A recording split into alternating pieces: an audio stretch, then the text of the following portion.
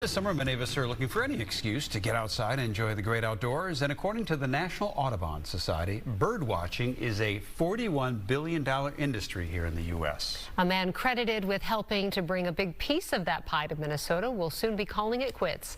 Leah Beno caught up with him in McLeod County and learned this hobby is about much more than just the birds.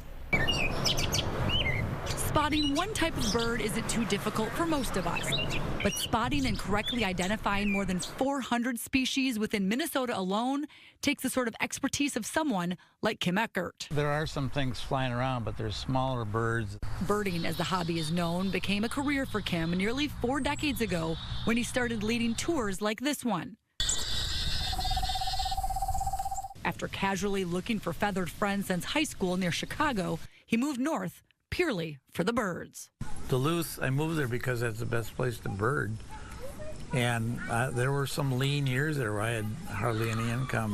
1978, Kim became the first in Minnesota to spot 300 species of birds in a single year. Keep in mind, that was long before the help of smartphones and various birding apps. Topping his list, the boreal owl.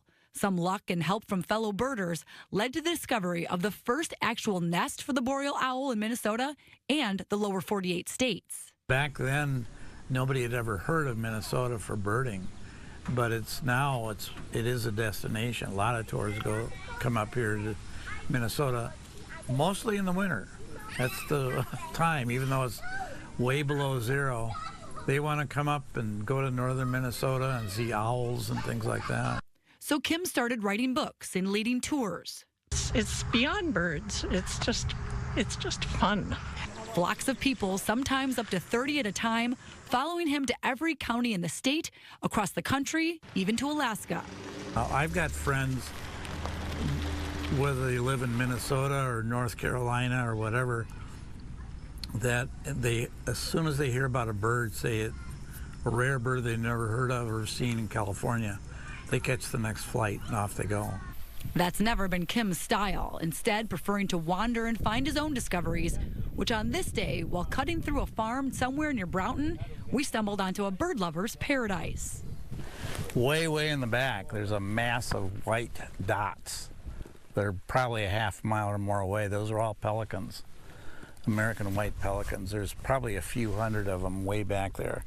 As we learned, the birding never stops. A red-tailed hawk, and there's another, if we were looking at the same thing, there's another red-tail up ahead of car 1. Yet for Kim, things will slow down a bit. He's 78 now, and next year will mark 40 full years of guiding tours, and his last. Well, that was kind of my goal for a long time, to see if I could get through 40 years. And, you can keep doing as long as you can see and hear. But, of course, my eyesight and hearing, that's just natural, comes with age. You start to lose that. Many following him for years say Kim's wealth of knowledge is only part of what they'll eventually miss. It's the camaraderie, partly. These are my friends now, and there are always new people. Like in this group of people, I knew all of them but one. He does a great job from leading the group in terms of keeping it, both focused on the particular county that you're in, but also on not chasing one particular bird. Chasing has never been a part of his philosophy on birding or on life for that matter. He encourages all of us to get off the edge of the map and see what's out there. This is not rocket scientist, so to speak, is the cliche. You're supposed to enjoy it. Leah Beno, Fox 9.